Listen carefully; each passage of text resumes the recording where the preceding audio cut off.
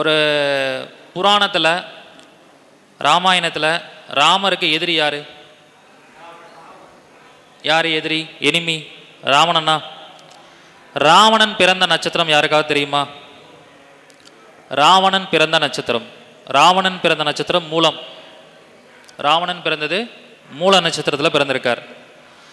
ராவணன் யாருடைய தீவிர பக்தர்? ராவணன் யாருடைய தீவிர பக்தர்? சிவனுடைய தீவிர பக்தர். சிவன்கிட்ட வரம் வாங்கி வச்சிருக்கக்கூடிய ஒரு நபர். சிவனுடைய நட்சத்திரம் என்னன்னு சொல்லியிருக்கோம்? திருவாதிரையா? சரி, மூல நட்சத்திரத்திலேருந்து திருவாதிரை எத்தனாவது நட்சத்திரங்க? 15வது நட்சத்திரம். அதுவும் சாதக தரையில் வருதா? 15னா என்ன? 1 + 5 6 6. அதுவும் சாதக தரை தான். அப்போ 6வது நட்சத்திரம், 15வது நட்சத்திரம், 24வது நட்சத்திரம், இது மூணுமே சாதக தாரையில் வரக்கூடிய அமைப்பு.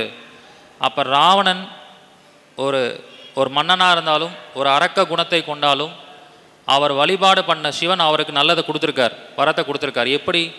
அவருடைய 6வது நட்சத்திரத்தை கடவுளை பிடிச்சனால அவருக்கு நன்மை நடந்திருக்கு. அப்போ மூல நட்சத்திரத்துக்கு 15வது நட்சத்திரம் சாதக தாரை சிவன், திருவாதிரை நட்சத்திரத்தை பிடிச்சி அவரை வணங்கி அவருக்கு தேவையான வரங்களை பெற்றுக்கொண்டார்.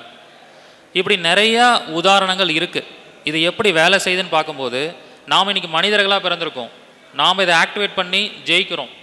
ஆனால் முன்னாடியே இறைவனாக பிறந்தவங்க, மனித அவதாரத்தில் இறைவனாக வந்தவங்க, இவங்க எல்லாருக்குமே இந்த நட்சத்திர சூட்சமங்கள் செயல்பட்டு கொண்டு தான் இருக்குது. அதுக்கு நம்மளுடைய புராணங்களை நிறையா படிச்சிங்கன்னா உங்களுக்கு நிறைய விஷயங்கள் புரியும்.